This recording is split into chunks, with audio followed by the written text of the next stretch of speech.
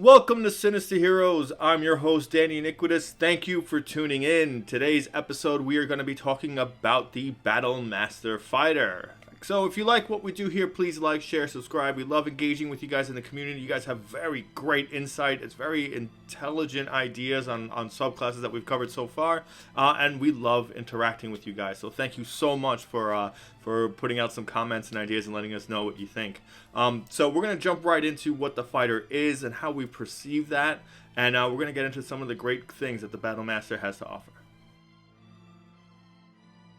The fighter class is an incredibly well done class. Traditionally, you think of a fighter and you think it's going to be pretty straightforward, but you get a lot of viability in this class to do a lot of various things. And yeah, you are going to be a traditionally martial class, so expect to be using weapons consistently.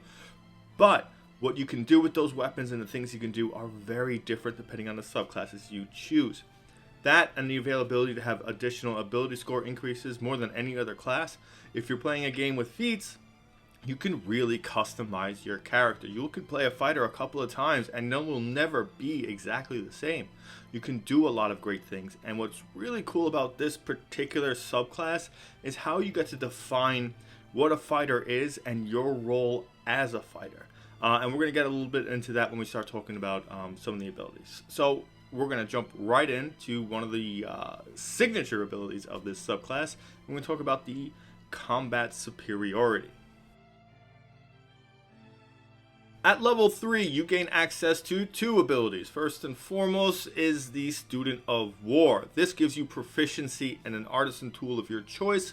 This is really for RP purposes and adventuring purposes, so really try and tie that into the background of your character to help really enforce who your character was before they met the party, and something to keep you occupied. Maybe that's part of something you're trying to do. Maybe you're an alchemist and you're trying to make specific potions, or you're trying to do something, or maybe you've been a dastardly person before and you're really into making poisons and you want to incorporate that into what you're doing. You're a martial class, so if you gain access to poisons, it might be beneficial to use them on your weapons, as you will be doing it regular. It adds a little bit of flavor. Your other ability, that is the signature ability of the Battlemaster, is combat superiority. When you first get this ability, you gain access to 3 maneuvers of your choice. And you learn 2 additional maneuvers at 7th, 10th, 15th level. And there's a little bit of trial and error here, so whenever you learn a new maneuver, you can replace one that you already had that maybe you didn't like, or you didn't think it worked out as well as you had hoped. To access these maneuvers, you have superiority dice, which are D8. You get 4 of them, and you regain them when you finish any short or long rest. You get another superiority die at 7th and another one at 15th. The cool thing about this ability is the saving throws that might be incorporated with the maneuvers coincide with either your strength or your dexterity bonus. So that's going to be kind of like your spellcasting modifier. So if you're dex base or if you're strength base, this is how you're going to determine the DCs for these saves if these maneuvers have them. Now, it's very great because it helps to stack with your fighter's basic abilities, which you're going to want to max strength or dex almost right off the bat. So you don't have to worry about multi ability score increases as much, as you'll basically be able to cover the things you need. The real benefit here is because it's so designed to work off your strength and your dex. If you do max them out early, you can use feats to gain martial adept, which gives you another superiority die. So it will help to be able to use maneuvers more often, and it's something you can think about. That works really well, especially if you don't know what to do, use your ability score increases for, or don't really have any real interest in doing anything else with those. So definitely keep that in mind, and we're going to jump into what the maneuvers are. There are a lot of maneuvers to choose from. I'm not going to go through all of them because it would take me significantly longer than I would want this video to be in order to complete that and to give each one its time and really give like an explanation on how to use them. So I'm going to talk to you about picking maneuvers that reflect who your character is. When I see Battlemaster, immediately my brain goes to Hobgoblin. Hobgoblins are lore-wise, tactical-minded leaders who really control the whole goblin army and keep them all together and working towards goals. They are smart, they are tactical, they know how to use military troops and what their best positions to put them in are. Doing that, I would want to reflect that in combat as well as in RP moments. So, being a battle master, I would pick certain maneuvers that would reflect that. And a great way is like using Commander Strike. When you take the attack action on your turn, you can forgo one of your attacks and use a bonus action to direct one of your companions to strike. When you do so, choose a friendly target who can see or hear you and expend one superiority die. That creature can immediately use its reaction to make one weapon attack, adding the superiority die to the attack's damage roll. Right off the bat, I know people are wondering, well, why would you use your bonus action and one of your attacks to have somebody else attack? And this is a great understanding of party dynamics. Who do you have that's on your party that can make the most advantageous action because of this? If you have a rogue, maybe you have a barbarian that's raging. These are great abilities that can really adhere to doing a large amount of damage, probably more than if you would hit with your regular attack. But again, it's more of a strategy thing. You don't want to use this constantly. You want to use this when it can really make an impact. Thinking that out, maybe you're going to use it with a rogue. Maybe you have a rogue in your party and that's your plan when you pick this. Make sure the rogue is not in melee range, so that way the rogue can use a ranged attack to get that sneak attack. Because then they don't have to worry about using their reaction for something else to reduce their damage or anything else that they might need to do. It's a great way to get an extra sneak attack in, yes, but you have to be smart enough to know when to use this kind of attack. The other one I would want to use is maneuvering attack. Now this one just seems a little odd most of the time, but you got to think about the full complexity of when you would want to use this. So maneuvering attack, when you hit a creature with a weapon attack, you can expend one superiority die to maneuver one of your comrades into a more advantageous position. You add the superiority die to the attack's damage roll and choose a friendly target who can see or hear you. That creature can use its reaction to move up to half its speed without provoking opportunity attacks from the target of your attack. Now, understand, you can also do this with ranged attacks. It does not have to be melee. If you have a big ogre or a large creature that just walked up to your caster, this is how you get them out of danger. You understand the value of that person, so yeah, using this maneuver is going to probably give them an opportunity to save their lives.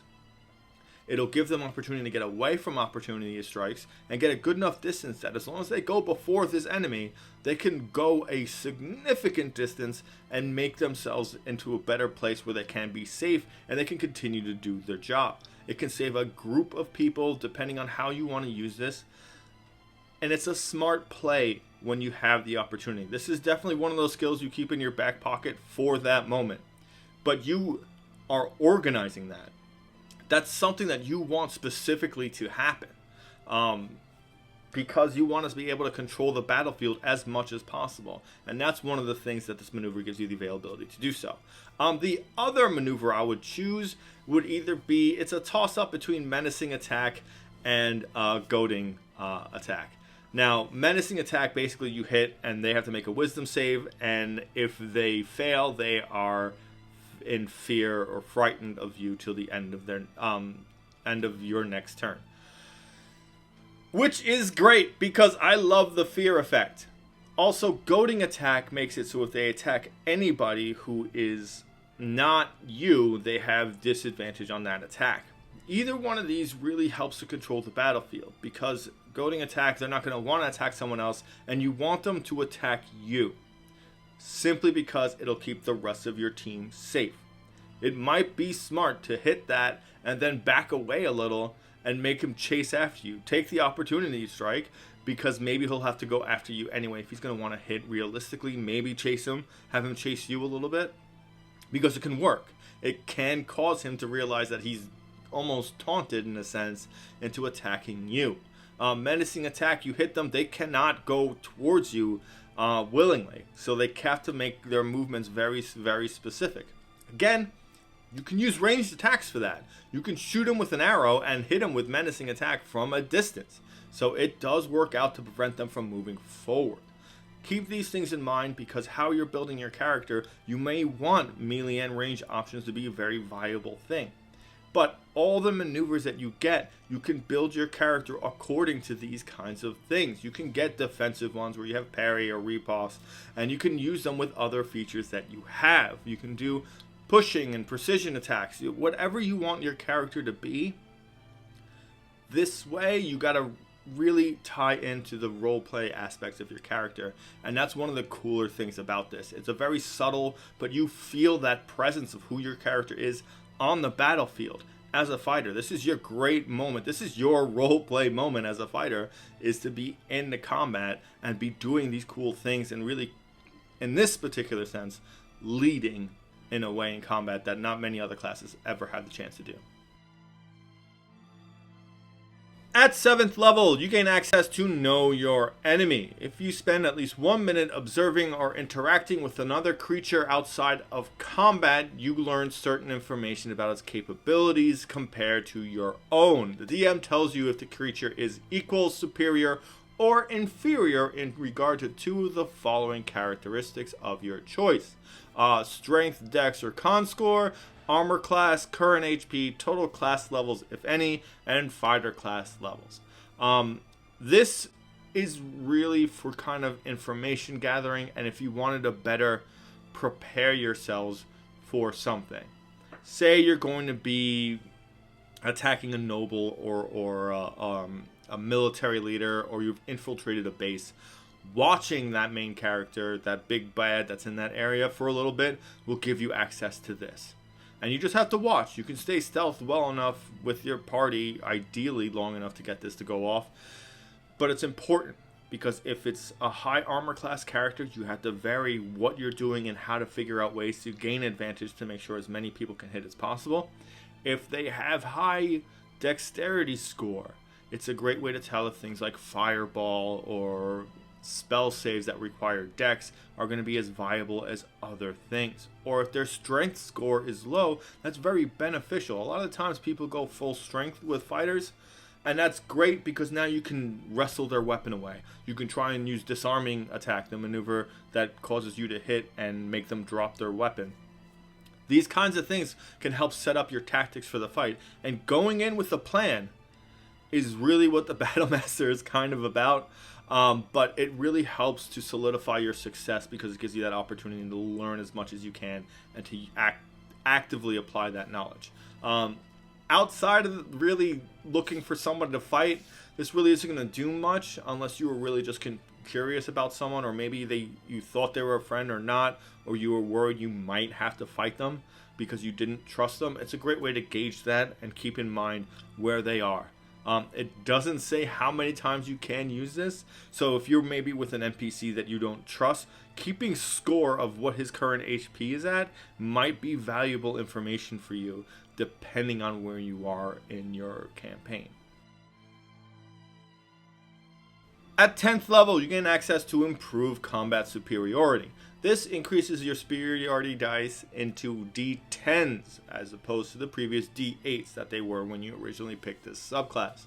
At 18th level, they turn into D12s. Most of the time, this is just going to be a damage boost because you'll be adding this a lot onto most of the maneuvers that you have available.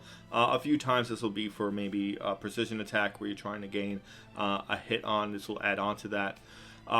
Or you're doing maybe a parry, so it adds on to your defensive bonuses. It's just a little bit of a bonus. It's pretty good, not too wild or explosive, but again, you're about to hit that level where you get 3 attacks with a fighter, so you're not too worried about doing damage, and plus it's just extra damage most of the time. Also, at 15th level, you're going to gain access to an ability called Relentless. This is when you have no superiority dice and you roll for initiative, you gain 1.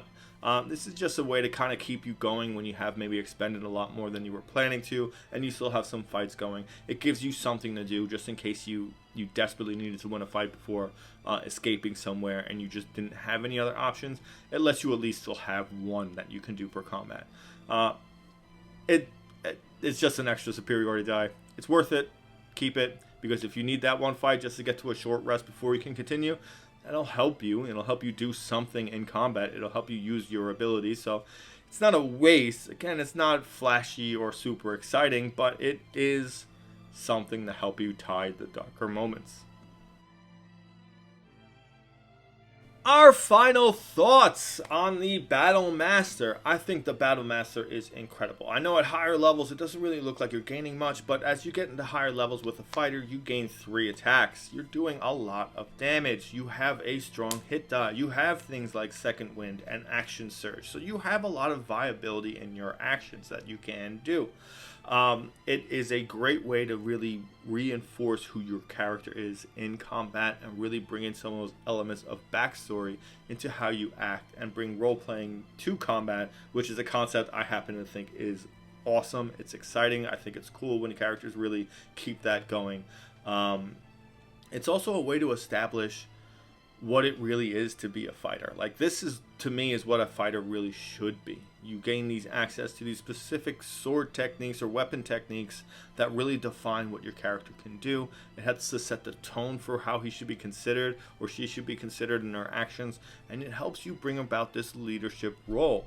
And I think that's a great way to reinforce that, because maybe you're not as charismatic or maybe you're not that, but you're very smart and you're very tactical, and that's who you wanted your character to be. This helps really hardline that, so you're always being that character, which helps really get you immersed in who you are and who you're being. I love it. I think it's a lot of fun. Whenever I think of a fighter, this is my go-to fighter to go and build, and there's a lot of cool things you can do, and you can do it differently depending on what other race and backgrounds and things you want to incorporate that. You have a lot of creativity and availability to customize a character based on being a Battlemaster because of your maneuvers, and there's no real restrictions on them as long as you have a weapon, which is basically what a fighter does. It's very cool. I would really consider, if anyone was looking to play a fighter, definitely do this.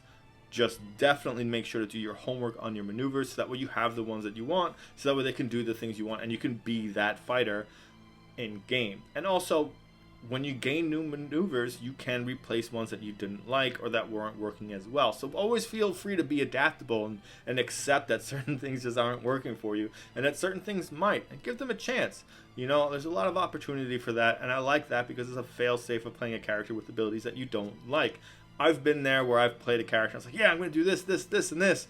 And I end up in a situation where all those things aren't working the way I wanted to, and now I'm stuck, and now I'm not as happy because here I am doing these things that I don't even enjoy doing, whether they're working or not. This gives you a little bit of a leeway to get out of that, and there are some that just work all the time that are just totally worth it, like trip attack, because if it works on your first attack, all the rest of them get advantage. You don't want to lose that. That's a great ability that's going to be constantly useful. Things like that are very viable. So again, do your homework, look through these maneuvers, pick your character, and try and connect them so they all kind of make sense. Thank you for giving a Spooky Kid a chance, and if you sat all the way through here, I love you so much. Please like, share, and subscribe, and again, thank you.